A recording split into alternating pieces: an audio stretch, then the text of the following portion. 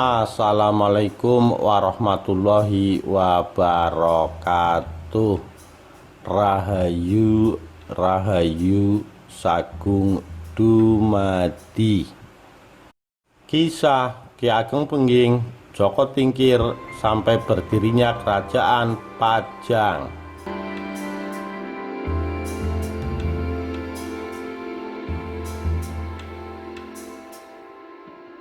Kebo Kenanga lebih dikenal dengan nama Ki Ageng Pengging, murid Syekh Siti Jenar, dan beliau cucu Raja Majapahit Brawijaya dari putrinya yang bernama Ratu Pembayun. Beliau tak lain adalah ayah Jaka Tingkir atau Sultan Hadiwijaya, Raja Pajang tahun 1549 sampai 1582. Sekarang wilayah Boyolali, Klaten, Solotigo dan sekitarnya. Karena menyebarkan ajaran Syekh Siti Jenar yang dianggap sesat, Ki Ageng Pengging lantas dituduh memberontak dari Demak, Kesultanan pertama di tanah Jawa. Tuduhan itu berlanjut dengan dijatuhkannya hukuman mati pada sekitar 10 tahun setelah Jaka Tingkir terlahir dengan nama Mas Karebet. Pelaksana hukuman mati adalah Sunan Kudus. Ketika ditemui Sunan Kudus, Ki Ageng Pengging berkata, memilih mati di tangan Sunan Kudus ketimbang menghadap Raden Patah, penguasa Kesultanan Demak. Lantas mempersilahkan Sunan Kudus membunuhnya dengan cara menusukkan keris ke ujung sikunya. Ki Ageng Pengging masuk Islam di bawah bimbingan Syekh Siti Jenar, seorang sufi penyebar Islam di tanah Jawa, khususnya wilayah Jepara. Suatu ketika keduanya berdiskusi tentang persamaan agama Hindu, Buddha, dan Islam.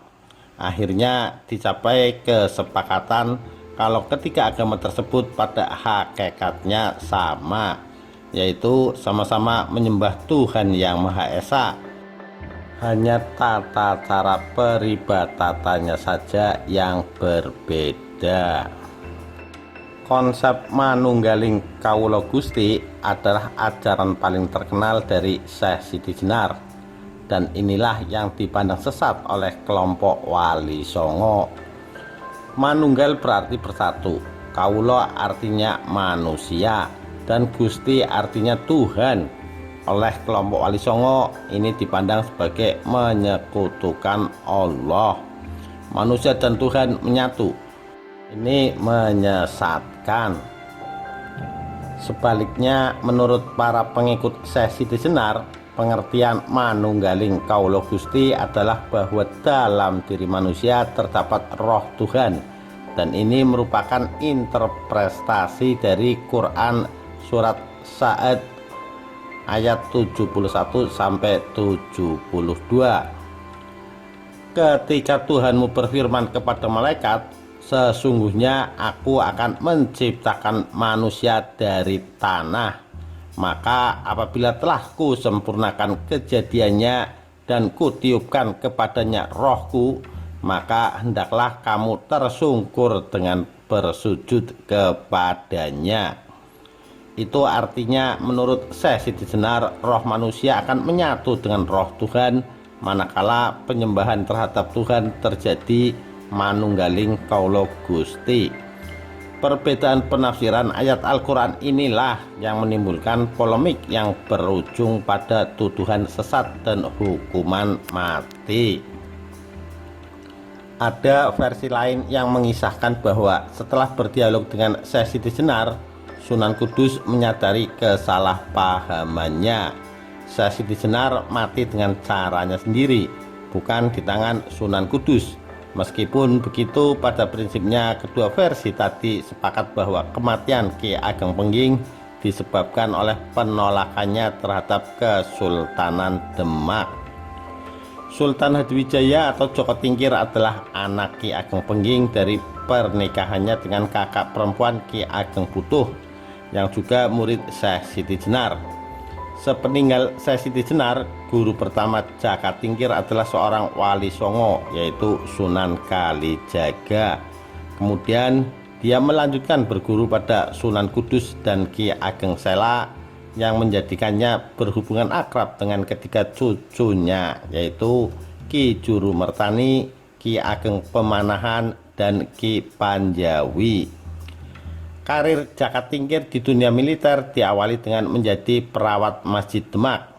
Diangkat menjadi prajurit Demak dengan pangkat Lurah Wiratamtama, dan terus melesat tinggi diangkat menjadi Adipati Pajang bergelar Hadiwijaya oleh Sultan Trenggana Sultan Demak ketiga. Pada tahun 1549, Sultan Demak IV bernama Prawoto anak Trenggana dibunuh oleh sepupunya sendiri, yaitu Pangeran Arya Penangsang, penguasa Kadipaten Jipang. Arya Penangsang kemudian menobatkan dirinya sendiri sebagai Sultan Demak kelima, dan pusat kerajaan dipindahkannya dari Demak ke Jipang. Pembunuhan ini merupakan balas dendam Prawoto membunuh ayah Arya Penangsang dalam rangka menjadikan Trenggana ayahnya Sultan Demak ketiga. Tidak berhenti di situ, Arya Penangsang juga mengirim sejumlah prajuritnya untuk membunuh Adipati Pajang, Jaka Tingkir alias Hadiwijaya, tapi gagal. Setelah mengetahui gagalnya pembunuhan itu, lantas Ratu Kalinyamat, anak Sultan Trenggono, adik Prawoto yang menjadi penguasa Jepara, datang ke Kadipaten Pajang untuk mempengaruhi Jaka Tingkir agar bersedia membalaskan dendamnya, menumpas Arya Penangsang. Menurut Kalinyamat, hanya Jaka Tingkirlah yang punya kesaktian lebih untuk bisa membunuh Arya Penangsang, sang Sultan Demak kelima itu. Jaka Tingkir sepakat, tapi tidak mau menggunakan tangannya sendiri karena Arya Penangsang merupakan saudara seperguruan, sama-sama murid Sunan Kudus. Lantas dia bikin sayembara. Barang siapa berhasil membunuh Arya Penangsang diberi hadiah pati dan mentaok. Sayembara ini diikuti oleh kedua cucu Ki Ageng Sela, yaitu Ki Ageng Pemanahan dan Ki Panjawi. Kedua saudara seperguruan Jaka Tingkir ini bahu-membahu mengatur strategi tempur. Walhasil, singkat cerita, adalah anak Ki Ageng Pemanahan bernama Sutawijaya yang berhasil membunuh Arya Penangsang menggunakan tombak Kiai Pleret.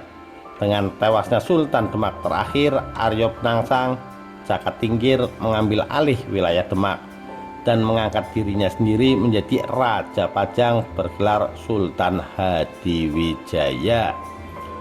Sesuai perjanjian sayembara, Ki Panjawi mendapatkan tanah Pati dan bergelar Ki Ageng Pati.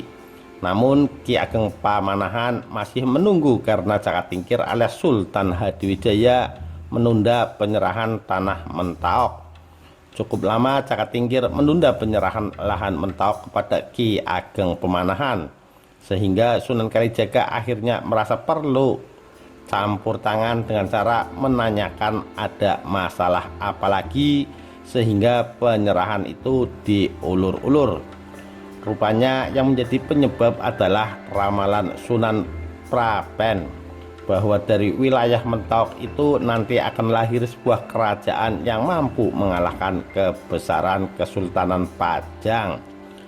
Ramalan itu didengarnya saat ia dilantik menjadi raja usai dibunuhnya Arya Penangsang. Sunan Kalijaga meminta agar Jaka Tingkir menepati janji karena sebagai raja dia adalah panutan rakyat. Sebaliknya, Ki Ageng Pemanahan juga diwajibkan bersumpah setia kepada Kesultanan Pajang, tidak memberontak sebagaimana ditakutkan Jaka Tingkir.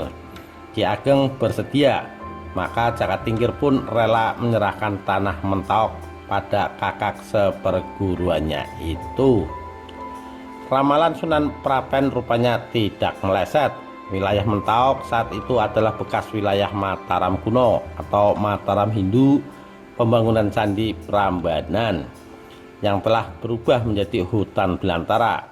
Belakangan hari semakin berkembang dan berkembang hingga menjadi Kesultanan Mataram atau Mataram Islam, dengan Sultan Agung sebagai penguasa monarkinya yang paling terkenal.